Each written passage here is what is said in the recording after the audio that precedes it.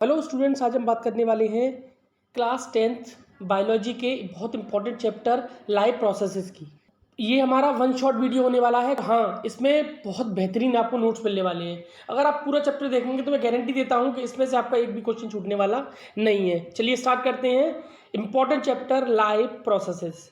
सबसे पहले है what is life processes, the basic function performed by living organism to maintain their life on the earth. देखिए, हमारी body में बहुत सारे ऐसे एक्टिविटीज़ हैं, ऐसे प्रोसेसेस हैं जो हर वक्त चलती रहती हैं। जैसे डाइजेशन है, हम खाना खाते हैं, डाइजेशन होता है। उसके बाद रेस्पिरेशन होता है, हमें बॉडी में एनर्जी की ज़रूरत होती है तो वो एनर्जी हमें मिलती है, ठीक है। उसके बाद उस एनर्जी का पूरी बॉडी में सर्कुलेशन होता है, ठीक है, ट्रांसपोर्टेशन होता है, ठीक है। इसके बाद जो वेस्ट प्रोडक्ट होता है हम उसको एक्सक्रीट कर देते हैं। तो these are the life processes, always ये हमारी बॉडी में चलती रहती हैं, ठीक है। इन्हीं को हम क्या बोलते हैं, लाइफ प्रोसेसेस। तो 4 लाइफ प्रोसेस हैं, 4 types of life processes we have to learn in this chapter. First is nutrition, जिसको हम डाइजेशन भी बोलते हैं generally, respiration, transportation and excretion. Clear. तो सबसे पहले बात करते हैं न्यूट्रिशन, ठीक है। देखिए, न्यूट्रिशन होता क्या है, the process of intake of nutrients. जो प्रोसेस है, न्यूट्रिएंट्स को लेने की जो प्रोसेस है उसको हम क्या बोलते हैं, न्यूट्रिशन बोलते हैं। By an organism as well as utilizing of nutrients by the organism. हम कैसे न्यूट्रिएंट्स को इनटेक कर रहे हैं, वो उसकी प्रोसेस क्या है, और हम उसको यूटिलाइज कैसे कर रहे हैं, प्रोसेस को हम क्या बोलते हैं, न्यूट्रिशन बोलते हैं। क्लियर है। जैसे न्यूट्रिएंट्स हमारे होते कौन कौन से हैं, जैसे कार्बोहाइड्रेट है, प्रोटीन है, फैट है, मिनरल्स है, विटामिन्स हैं एंड वाटर, ठीक है। अब देखिए, 2 तरह के मोड ऑफ न्यूट्रिशन आपको देखने को मिलेंगे। नंबर 1 है आपका ऑटोट्रॉपिक और नंबर दूसरा है आपका हेटरोट्रॉपिक। ऑटोट्रॉपिक में जो भी आपके मोड ऑफ न्यूट्रिशन होगा उसमें जो फूड होगा वो खुद ब खुद सिंथेसाइज होगा ऑर्गेनिज्म के थ्रू, ठीक है। जैसे ग्रीन प्लांट और आपका bacteria, the process of which organism synthesize its own food from single inorganic substance like carbon dioxide and water, ठीक है। कार्बन डाइऑक्साइड एंड वाटर की हेल्प से और in the presence of sunlight and chlorophyll, जो green plants हैं and some bacteria अपना जो food है वो खुद सिंथेसाइज करते हैं। इस प्रोसेस को हम क्या बोलते हैं, ऑटोट्रॉपिक न्यूट्रिशन, ठीक है। तो ग्रीन प्लांट्स एंड बैक्टीरिया के एग्जांपल है। इसके बाद बात करते हैं हेटरोट्रॉपिक न्यूट्रिशन की। Organism that can't synthesize its own food from simple inorganic substances and obtain their food from other organism, this process is called heterotrophic nutrition, ठीक है। हेटरोट्रॉपिक्स होते हैं जो दूसरों पर डिपेंड रहते हैं फूड के लिए, वो खुद सिंथेसाइज नहीं करते, ठीक है, जैसे एनिमल एंड फंगाई, ठीक है। नेक्स्ट, अगर हम डिफरेंस की बात करें तो वही डेफिनेशन ही इनका डिफरेंस है कि जो अपना फूड खुद सिंथेसाइज करते हैं और जो अपना फूड खुद सिंथेसाइज नहीं करते। तो इजी डिफरेंस है, आप इसको कर सकते हैं, ठीक है। अब न्यूट्रिशन इन प्लांट्स, ठीक है। तो न्यूट्रिशन इन प्लांट्स में सबसे इंपॉर्टेंट है आपकी फोटोसिंथेसिस प्रोसेस, ठीक है।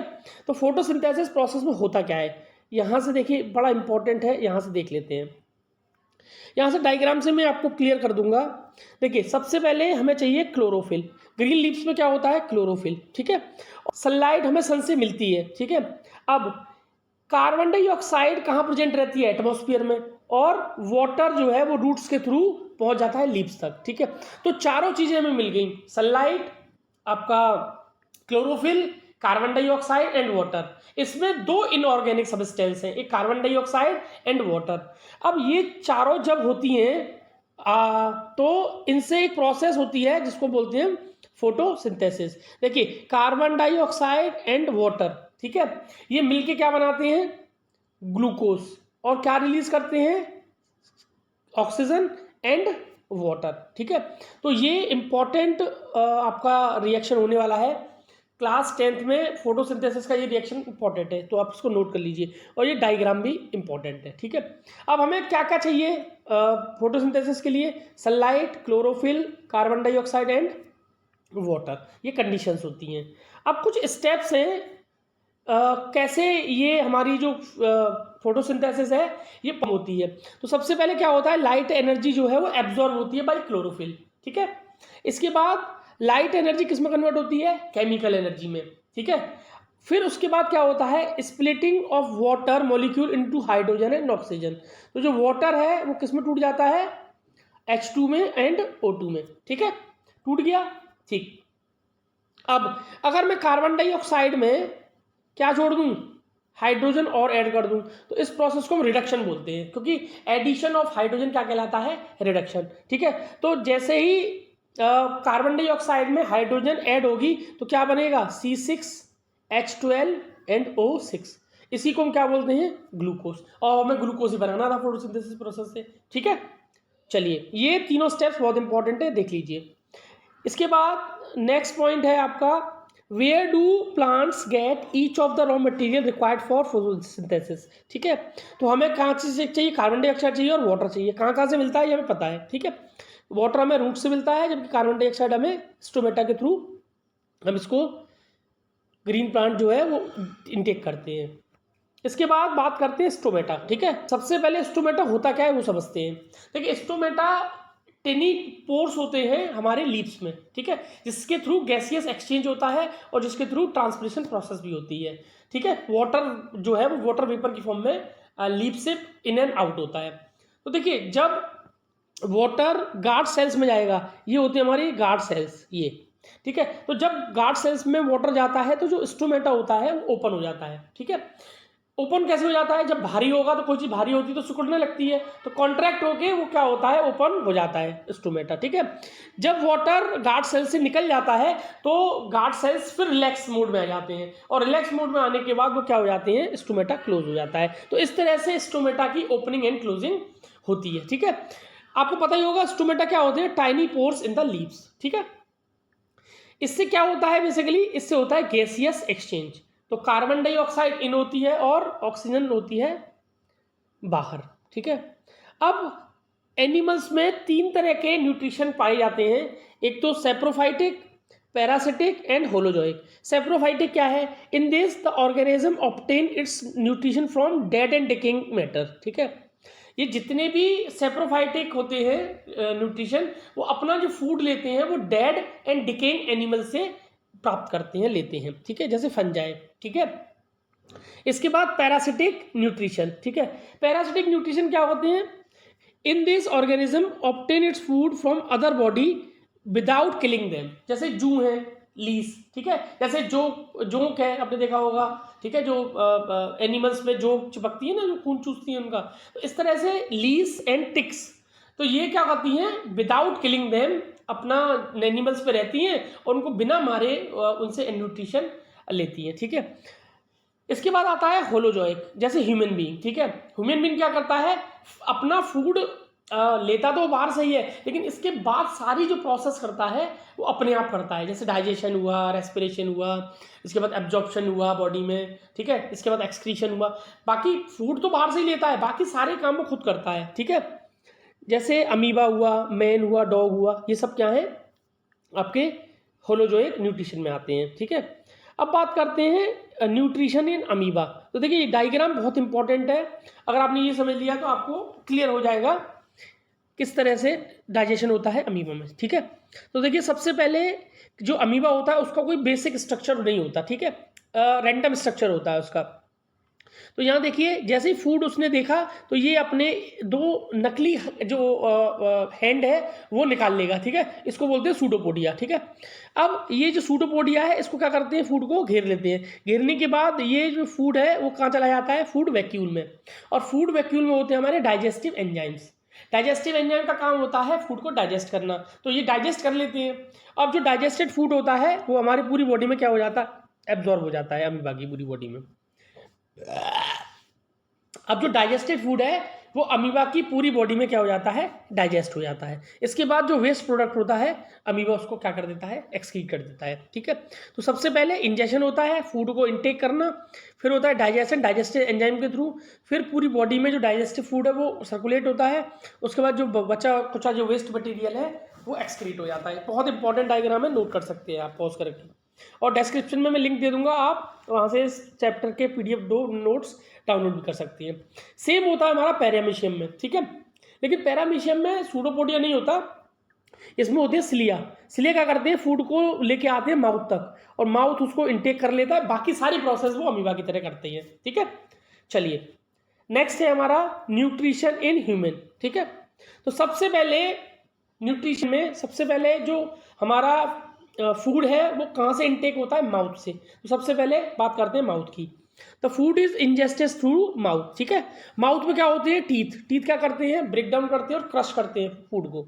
The process of digestion start from mouth. Important, कहाँ से स्टार्ट होती है डाइजेशन प्रोसेस, माउथ से। ठीक है, माउथ में होते हैं हमारे सलाइवरी ग्लैंड्स। ठीक है, उनसे निकलती है सलाइवा, और सलाइवा में हमारा जो एंजाइम होता है उसको बोलते हैं हम सलाइवरी एमाइलेज।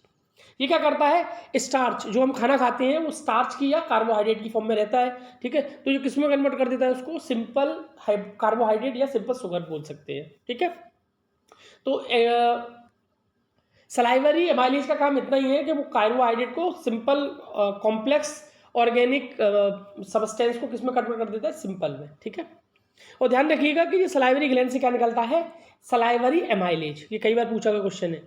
इसके बाद खाना कहाँ आएगा, इसके बाद खाना आता है फूड पाइप में, और फूड पाइप में होता है पेरिस्टाल्टिक मूवमेंट, यानी कॉन्ट्रैक्शन एंड रिलैक्सेशन। देखिए जहाँ फूड होता है वहाँ कॉन्ट्रैक्शन होता है और आगे होता है रिलैक्सेशन। ठीक है, तो फूड नीचे की तरफ सरकता है। ठीक है, इस मूवमेंट को बोलते हैं हम पेरिस्टाल्टिक मूवमेंट। ठीक है, और फूड जो है pushes forward into the stomach. इसके बाद फूड कहाँ आता है, स्टमक में। स्टमक में इसको तीन चीज मिलती हैं, आपकी HCl, पेप्सिन एंड म्यूकस, जो कि गैस्ट्रिक जूस कंटेन रखता है। ठीक है, हमारी बॉडी में जो स्टमक है उसमें गैस्ट्रिक जूस निकलता है, उसमें तीनों चीज़ें रहती हैं ये। ठीक है, HCl का काम क्या है, HCl का काम है, सबसे मेन जो काम है वो है एसिडिक मीडियम तैयार करना, क्योंकि पेप्सिन किस मीडियम में काम करता है, एसिडिक मीडियम में काम करता है। ठीक है, तो HCl उसके लिए एसिडिक मीडियम तैयार करता है। ठीक है, पेप्सिन का काम होता है प्रोटीन का डाइजेशन करना। ठीक है, कंप्लीट डाइजेशन नहीं करता, लेकिन थोड़े जो प्रोटीन आते हैं उनको ब्रेक डाउन कर देता है। ठीक है, म्यूकस का काम क्या है, देखिए HCl एक एसिड है। ठीक है, तो ये बॉडी की जो स्टमक है उसकी इनर लाइनिंग को नुकसान पहुंचा सकता है, तो इसके लिए जो हमारा म्यूकस है वो इनर लाइनिंग को प्रोटेक्ट करने के लिए होता है। ठीक है, हमारे स्टमक में। इसके बाद जो फूड है वो स्पिंजर मसल्स के थ्रू हमारे कहाँ जाता है, स्मॉल इंटेस्टाइन में।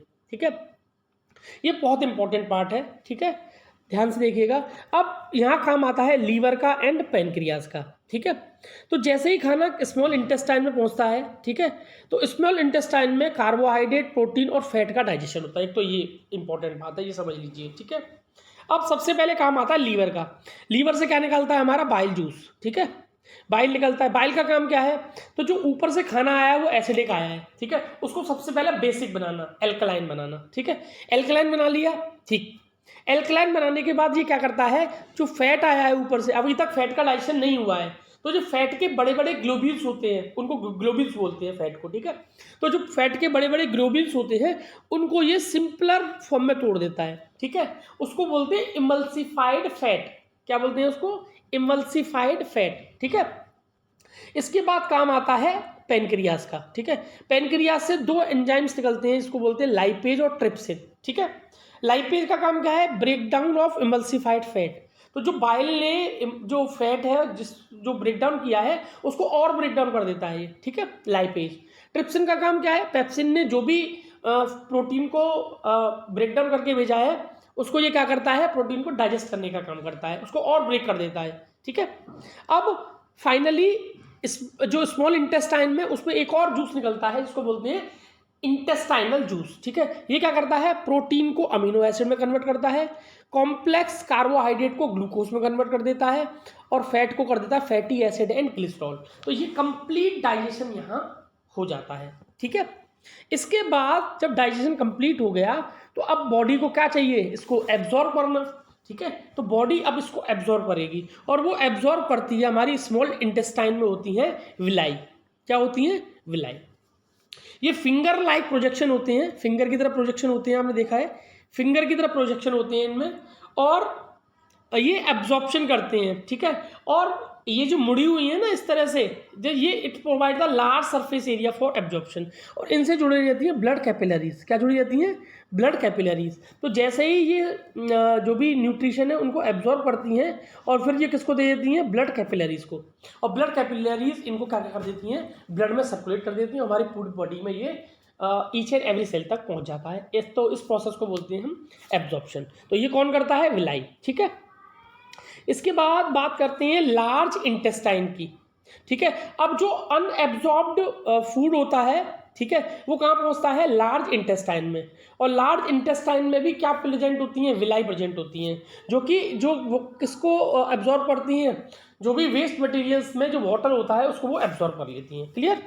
अब जो अनडाइजेस्टेड फूड होता है वो एनस के थ्रू एक्सक्रीट हो जाता है। ठीक है, तो यहाँ आप देख सकते हैं ये कंप्लीट डायग्राम दिया हुआ है, इसमें पूरा जो मैंने समझाया है आपको वो कंसोलिडेट करके यहाँ दिया हुआ है। ठीक है, सबसे पहले ये माउथ होता है, माउथ के बाद ईसोफेगस, ईसोफेगस के बाद स्टमक, स्टमक के बाद ये लीवर है हमारा। ठीक है, ये हमारा गाल ब्लैडर है जहाँ पे बाइल स्टोर रहता है, ये हमारा पैनक्रियाज है, ये लार्ज इंटेस्टाइन, और जो बीच में जो अंदर है ये स्मॉल इंटेस्टाइन, और लास्ट में ये हमारा एनस। ठीक है, तो ये कंप्लीट आपका इम्पॉर्टेंट डाइजेशन कंप्लीट हुआ। अब बात करते हैं रेस्पिरेशन की। देखिए, जो हमने खाना खाया है, ठीक है, वो हमने डाइजेस्ट कर लिया। ठीक है, अब डाइजेशन के बाद क्या? डाइजेशन के बाद उससे हमें एनर्जी चाहिए ना, तो अब एनर्जी कैसे मिलेगी? तो जो ग्लूकोज बना है अब उसका ब्रेक डाउन होना है। ठीक है, तो ग्लूकोज का जब ब्रेक डाउन होता है तो उस प्रोसेस को हम क्या बोलते हैं? respiration. The process of releasing energy from the food is called respiration. The process of respiration takes place inside the cell. और ये कहाँ होती है respiration की प्रोसेस? inside the cell.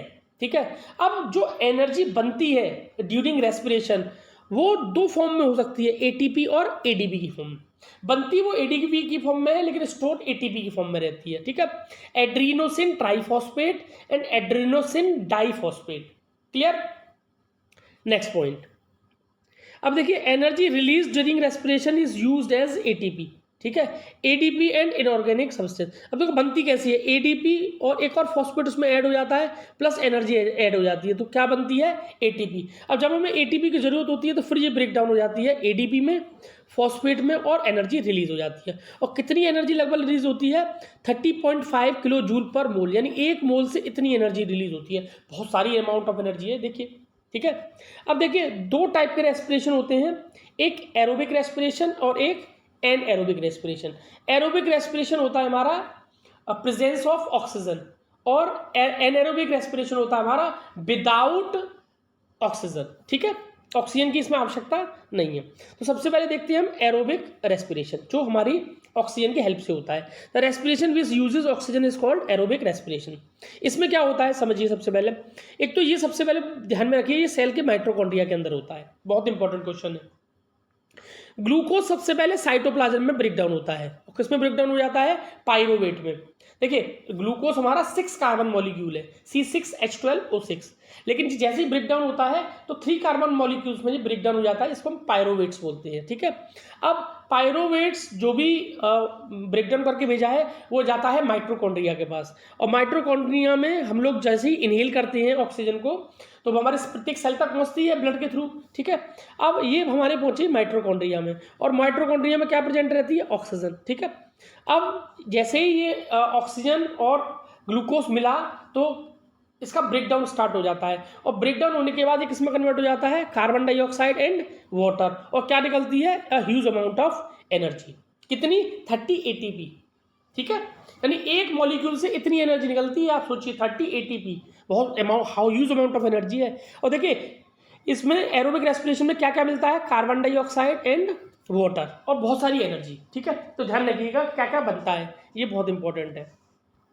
इसके बाद एरोबिक रेस्पिरेशन देखिए किन किन में होता है? Man, dog and earthworm. Aerobic respiration दो टाइप से हो सकता है, एक तो एब्सेंस ऑफ ऑक्सीजन, दोनों वजह से होता ही है। ठीक है, अब कहाँ कहाँ होता है? देखिए ये होता है पहला यीस्ट में, जैसे आपने जलेबियाँ खाई होंगी, तो जलेबियों में क्या होता है, अब देखा होगा कि जो मैदा है वो पहले ही गूँथ के रख देते हैं वो, ठीक है। तो कुछ देर बाद वो यीस्ट उसमें मतलब थोड़ी देर बाद वो हल्का खट्टापन सा आ जाता है, ठीक है, उसी को यीस्ट बोलते हैं, ठीक है।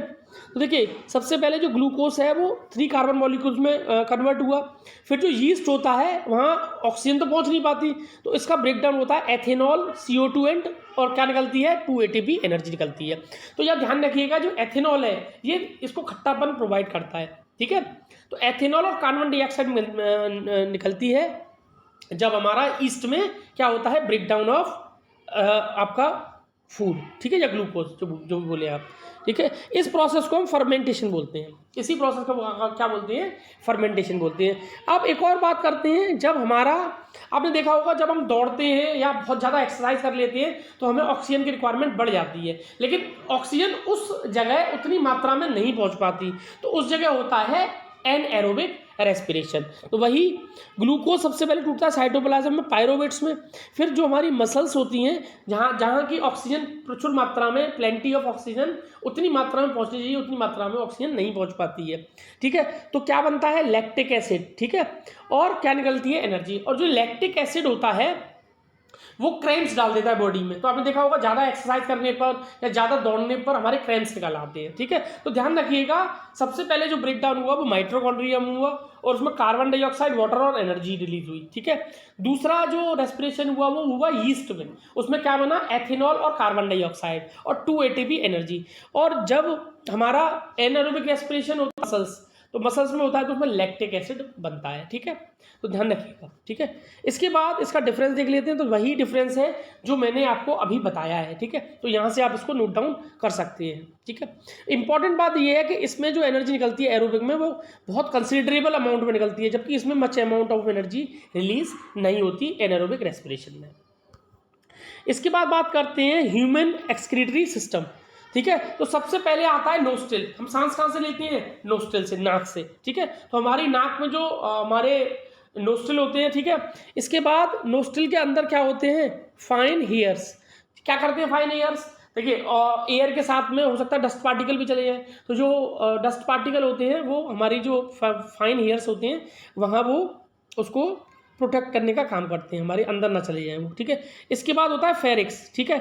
ये क्या होता है माउथ और विंड पाइप के बीच का पार्ट होता है जिसको हम क्या बोलते हैं फेरिक्स बोलते हैं, ठीक है। इसके बाद नीचे होता है वॉइस बॉक्स जिसको हम बोलते हैं लैरिक्स।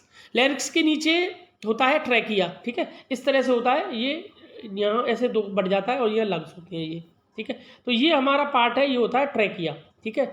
और ट्रैकिया ध्यान दीजिएगा, जो ट्रैकिया है वो हमारा विंड पाइप भी कहलाता है, ठीक है। तो ऊपर होती है ring of cartilage. Ring of cartilage का काम क्या है कि कोलैप्स होने से बचाना, ठीक है, कोलैप्स ना हो जाए। देखिए पाइप में अगर आप देखा होगा तो ऑक्सीजन अगर आप लेते रहे तो क्या होगा, पाइप बढ़ता रहेगा, तो बढ़ते रहने पर क्या हो सकता है, वो कोलैप्स हो सकता है। तो ये रिंग ऑफ कार्टिलेज है, ये इसको कोलैप्स होने से बचाती है। अभी नीचे इसका डायग्राम देख लेंगे तो और क्लियर हो जाएगा, ठीक है।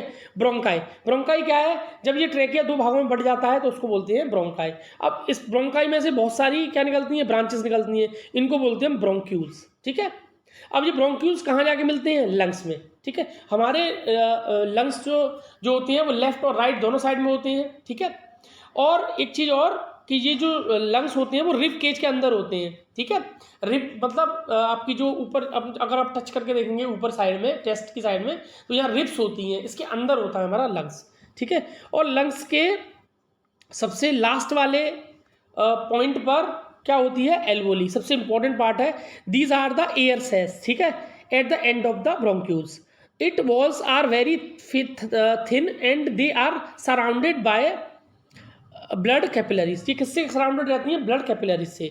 Gaseous exchange takes place inside the alveoli. तो जितने भी गैसियस एक्सचेंज होता है, यानी हम जो O2 लेते हैं और CO2 निकालते हैं, वो किसके थ्रू एक्सचेंज होता है, वहाँ पे एल्वोली के थ्रू एक्सचेंज होता है, ठीक है। यहाँ पे ब्लड कैपिलरीज भी होती हैं, अभी समझेंगे, ठीक है। सबसे पहले देख लेते हैं इसका डायग्राम। देखिए डायग्राम में आप यहाँ देखिए, ये सबसे पहले नेसल पैसेज, नेसल पैसेज के नीचे आपका जो फेरिक्स, फेरिक्स के नीचे लैरिक्स, लैरिक्स के नीचे ये हमारा क्या है, ट्रैकिया। और यहाँ देखा, आपने देखा भी होगा रिंग ऑफ कार्टिलेज है यहाँ पे, ठीक है। इसके नीचे ये आपका क्या है, ये दो भागों में बट गया तो ब्रोंकाई, और ब्रोंकाई से बहुत सारी ब्रांचेस निकलती हैं, इनको बोलते हैं ब्रोंक्यूल्स, और ब्रोंक्यूल्स के लास्ट भाग में बलून लाइक स्ट्रक्चर होता है, इसको क्या बोलते हैं हम, एल्वोली। ठीक है, और ये हमारा जो लंग्स है वो किसके अंदर होती है, ये रिब्स के अंदर होती है, ये रिब्स है। ठीक है, इस तरह से आप डायग्राम देख सकते हैं इसका।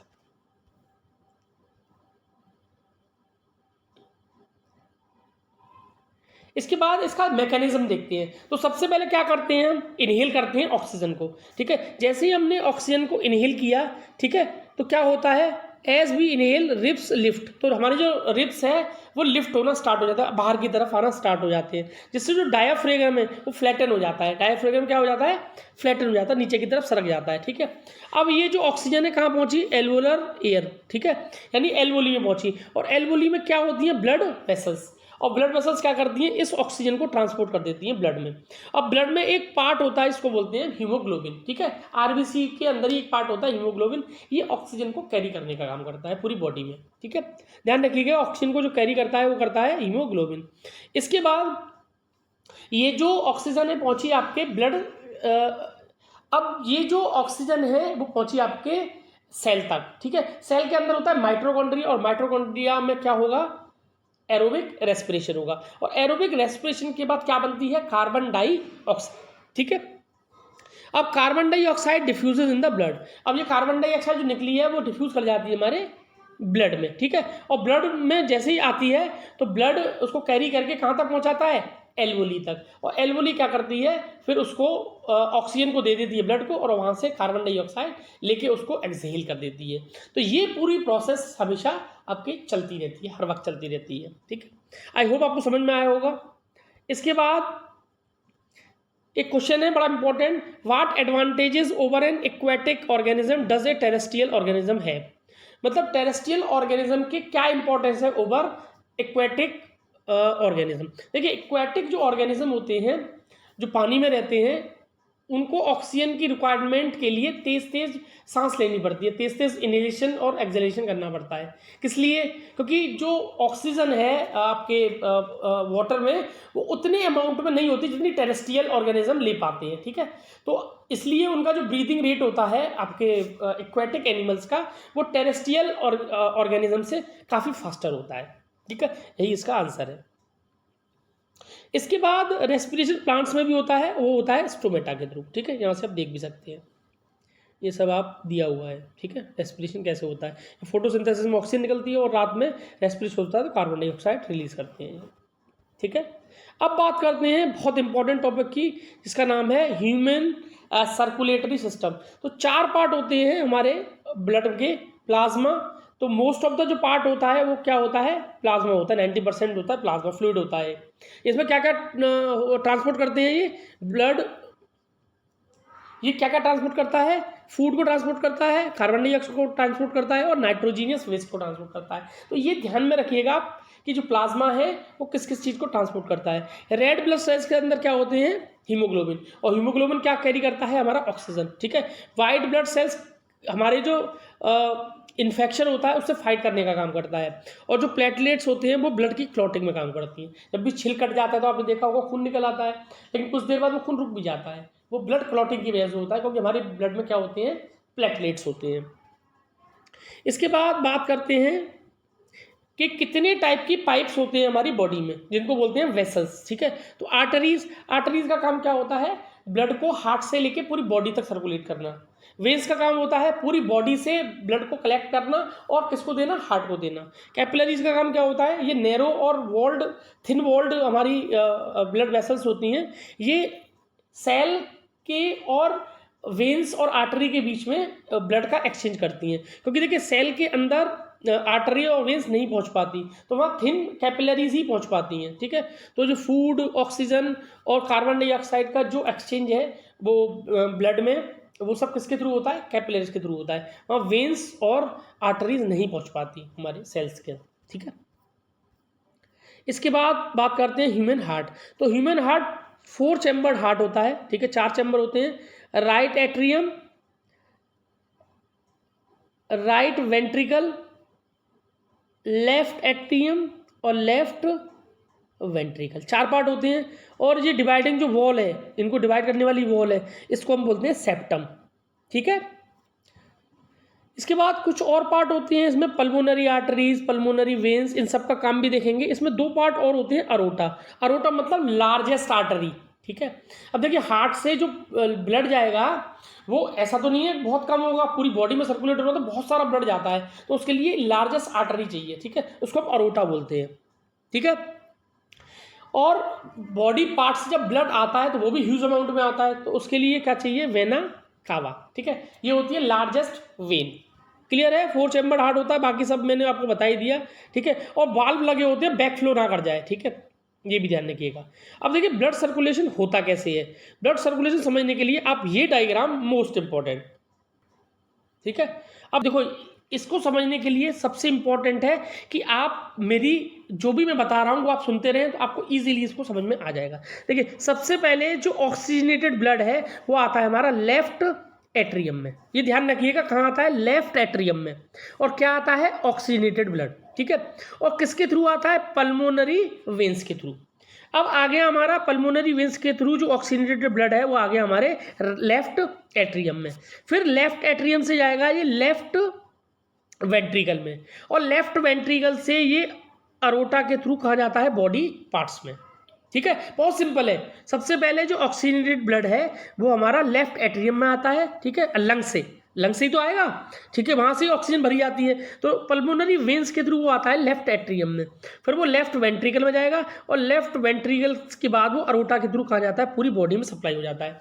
पूरी बॉडी में सप्लाई होने के बाद रेस्पिरेशन होगा, रेस्पिरेशन के बाद निकलती है कार्बन डाइऑक्साइड। अब जो ऑक्सीजनेटेड ब्लड है वो हो जाता है डीऑक्सीजनेटेड, तो वहाँ किसकी मात्रा ज़्यादा हो जाती है, कार्बन डाइऑक्साइड की। फिर ये वेना कावा के थ्रू जाता है राइट एट्रियम में, ठीक है, और राइट एट्रियम के बाद जाता है राइट वेंट्रिकल में, और राइट वेंट्रिकल से होता हुआ फिर ये ऑक्सीजनेटेड जो ब्लड है, डीऑक्सीजनेटेड जो ब्लड है वो जाता है पल्मोनरी आर्टरी के थ्रू दोबारा से लंग्स में, और फिर यहाँ क्या भरी जाती है, ऑक्सीजन भरी जाती है, फिर वो पल्मोनरी वेन्स के थ्रू कहाँ आता है, लेफ्ट एट्रियम में, ठीक है। तो ये सर्कुलेशन बॉडी में चलता रहता है, ठीक है। अब देखिए हार्ट में 2 बार ब्लड आया, एक तो बॉडी पार्ट से और दूसरा हमारा लंग से, तो 2 बार बॉडी पार्ट्स में एक साइकिल में ब्लड आता है, इसीलिए जो हमारा हार्ट होता है उसमें डबल सर्कुलेशन होता है। ऊपर जो होता है उसको बोलते हैं पल्मोनरी सर्कुलेशन, और नीचे बोलते हैं सिस्टमैटिक सर्कुलेशन। पल्मोनरी सर्कुलेशन और नीचे होता है सिस्टमिक सर्कुलेशन, ठीक है। कुछ ऐसे भी ऑर्गेनिज्म है जिनमें सिंगल सर्कुलेशन भी होता है, ठीक है, जैसे फिशेस, ठीक है, इसमें 2 चैम्बर हार्ट होता है इसलिए इसमें। अब देखिए कुछ जगह ऐसी हैं जहां हमारा ब्लड नहीं पहुंच पाता, वहां लिम्फेटिक सिस्टम हमारा काम करता है, तो वहां क्या फ्लो होता है, लिम्फ फ्लो होता है। तो देखिए लिम्फेटिक सिस्टम है उसमें क्या फ्लो होता है, लिम्फ फ्लो होता है, ठीक है। अब ये क्या होता है, कलरलेस लिक्विड होता है, ठीक है, और contain less protein than blood से कम प्रोटीन होता है। अब लिम्फेटिक सिस्टम करता क्या है, सुनिए, ये डाइजेस्टेड एंड एब्जॉर्ब फैट को क्या करता है, स्मॉल इंटेस्टाइन से कैरी करता है। क्या करता है, बड़ा इंपॉर्टेंट है, डाइजेस्टेड एंड एब्जॉर्ब फैट को कहाँ से लेता है, ये स्मॉल इंटेस्टाइन से, and drain excess fluid from the cellular surface back to into the blood. ये क्या करता है, जो सेलुलर स्पेसेस होते हैं उनमें ब्लड चला जाता है, उसको दोबारा से ये ब्लड में दे देता है। तो और देखिए ये बॉडी की इम्यूनिटी में भी बड़ा रोल प्ले करता है, ठीक है। अब बात करते हैं ट्रांसपोर्टेशन इन प्लांट्स, ठीक है। प्लांट्स में ट्रांसपोर्टेशन 2 टिश्यूज के थ्रू होता है। पहला है जाइलम, ये क्या ट्रांसपोर्ट करता है, मिनरल्स एंड वाटर, और दूसरा है फ्लोएम, ये क्या ट्रांसपोर्ट करता है, फूड, ठीक है। तो सबसे पहले बात करते हैं जाइलम की। तो जाइलम 2 तरह से हमारा वाटर को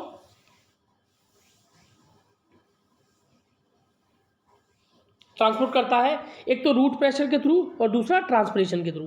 तो देखिए रूट प्रेशर के थ्रू कैसे करता है, ठीक है, ये जो हमारी रूट्स होती हैं ये एक्टिव एब्जॉर्प्शन करती हैं आयंस की फ्रॉम द सॉइल, ठीक है। सॉइल से जैसे ही इन्होंने आयंस लिया तो सॉइल और जो आयंस हैं हमारी सॉइल में और जो आयंस हमारे रूट्स में, उनमें फिर क्या हो जाता है, कॉन्सेंट्रेशन डिफरेंस आ जाता है, ठीक है। अब कॉन्सेंट्रेशन जब डिफरेंस आया तो वाटर जो है वो सॉइल से कहाँ फ्लो होगा, हमारी रूट्स की तरफ, ठीक है। तो रूट्स की तरफ जैसे ही फ्लो होगा तो वहाँ प्रेशर ग्रेडियंट बढ़ जाएगा, ठीक है। और प्रेशर जैसे ही बढ़ जाएगा तो प्रेशर से जो वाटर है वो ऊपर की तरफ फ्लो करना स्टार्ट करेगा। अब एक चीज़ का ध्यान रखिएगा कि बहुत ऊपर तक फ्लो नहीं होता है, ठीक है, इसलिए जो ऊपर तक जो वाटर फ्लो होता है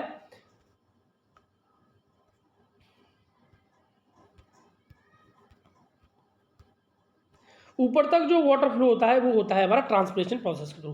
ट्रांसपिरेशन प्रोसेस में क्या होता है, वही स्टोमेटा के थ्रू, ठीक है।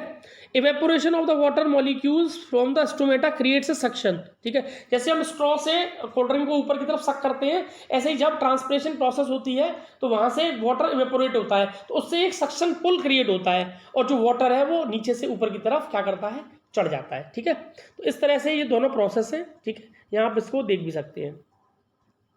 फूड कैसे ट्रांसपोर्ट होता है वो देख लेते हैं। देखिए, फूड एटीपी की हेल्प से ट्रांसपोर्ट होता है, ठीक है। एटीपी का यूज करके ये जो फूड है वो कहाँ जाता है, आपके सीव ट्यूब में, ठीक है।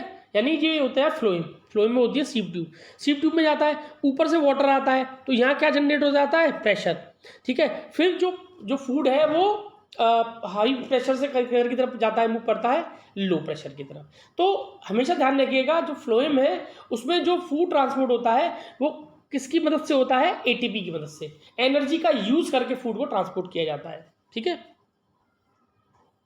यहाँ देखिए डिफरेंस भी देख सकते हैं, ठीक है। ये वाटर मिनरल को ट्रांसपोर्ट करता है, फूड को ट्रांसपोर्ट करता है। ये अपर डायरेक्शन फ्लो करता है, ये दोनों डायरेक्शन फ्लो करता है फूड को।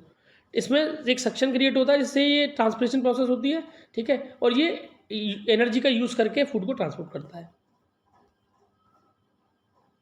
इसके बाद बात करते हैं एक्सक्रीशन की। तो देखिए एक्सक्रीशन में मेनली 4 पार्ट होते हैं। ये डायग्राम है एक्सक्रीशन का, यहाँ से देख भी सकते हैं आप, आपके एनसीईआरटी में भी है। इसमें 4 पार्ट होते हैं आपका, एक तो किडनी, ठीक है, ureter, urinary bladder and ureter, urethra बोलते हैं इसको, ठीक है। ये है यूरेथ्रा। अब देखिए फंक्शनल यूनिट है इसमें हमारी होती है नेफ्रॉन, ये बहुत इंपॉर्टेंट है।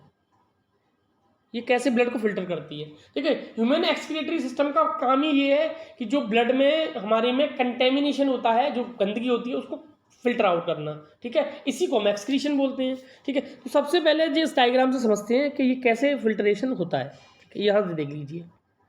तो सबसे पहले जो नेफ्रॉन है उसमें होता है वॉमेन कैप्सूल। क्या होता है, वॉमेन कैप्सूल। और वॉमेन कैप्सूल के अंदर बहुत सारी ब्लड कैपिलरीज होती है जिनको हम ग्लोमेरुलस बोलते हैं। क्या बोलते हैं, ग्लोमेरुलस, ठीक है। इसके बाद जो रीनल आर्टरी है वो कंटेमिनेटेड ब्लड को लेके आती है किसके पास, ग्लोमेरुलस के पास। और ग्लोमेरुलस में होती है फिल्ट्रेशन, ठीक है। अब क्या क्या फिल्टर होता है, क्या क्या फिल्टर होता है, अमीनो एसिड, वाटर, सम सॉल्ट्स, ग्लूकोज, ठीक है, जो एक्स्ट्रा ग्लूकोज था वो, यूरिन एंड यूरिक एसिड, ठीक है। तो ये सब वहाँ फिल्टर आउट हो जाता है। अब ये जो चीज़ें हैं वो फिल्टर होने के बाद कहाँ जाती हैं, इस ट्यूबुलर पार्ट में। ये जो ट्यूबुलर पार्ट है, इस ट्यूबुलर पार्ट में होता है रीएब्जॉर्प्शन। क्या होता है, ध्यान रखिएगा, रीएब्जॉर्प्शन। देखिए एसिड, यूरिक एसिड और यूरिन ये तो हमें पास आउट करना है, यूरिया, ठीक है। लेकिन ग्लूकोज, सॉल्ट और वाटर इनका क्या होता है, प्रोटीन, इनका क्या होता है, रीअब्जॉर्प्शन हो जाता है, ठीक है। और जो बचा कुचा वेस्ट प्रोडक्ट है यूरिया, वो इस कलेक्टिंग डक्ट में आ जाता है। और ये कलेक्टिंग डक्ट जुड़ा रहता है हमारा यूरेटर से। किससे जुड़ा रहता है, यूरेटर से। तो धीरे धीरे ये यूरेटर के थ्रू यूरिनरी ब्लैडर में चला जाता है, वहाँ यूरिन या जो भी यूरिया बोलते हैं वो स्टोर होता रहता है और हम उसको यूरेथ्रा के थ्रू बाहर एक्सक्रीट कर देते हैं। देखिए यही सब कहानी यहाँ पूरी दी हुई है इसमें, ठीक है, आप पढ़ भी सकते हैं यहाँ पे। ये जो मैंने बताया है बिल्कुल डिटो है। अब इसमें एक क्वेश्चन पूछा जाता है कि नाइट्रोजीनियस वेस्ट का नाम बताइए जो रिमूव करता है ब्लड से, ठीक है। तो वो होता है यूरिया, ठीक है। एक लाइन में आप इसको आंसर कर सकते हैं। प्लांट में भी एक्सक्रीशन होता है, ठीक है। जनरली वैसे इंपॉर्टेंट नहीं है ये, लेकिन जो गैसियस वेस्ट होता है वो स्टोमेटा के थ्रू निकलता है, ठीक है। सॉलिड लिक्विड किसके थ्रू निकलता है, शेडिंग ऑफ लीव्स, पत्तियां झड़ जाती हैं, ठीक है, in the form of gums and resins. Gums में भी आपने देखा होगा जो गम यूज करते हैं, तो वो एक तरह से एक्सक्रीशन ही होता है प्लांट्स का, ठीक है। तो आई होप आपको ये चैप्टर समझ में आया होगा। आप एक्सरसाइज का वीडियो देखना चाहते हैं तो प्लीज़ मुझे कमेंट में लिख के बताएं, मैं उसका वीडियो आपको बना के दूंगा। आई होप आपको वीडियो पसंद आया होगा, तो प्लीज़ चैनल को लाइक कीजिए, सब्सक्राइब कीजिए। Thank you.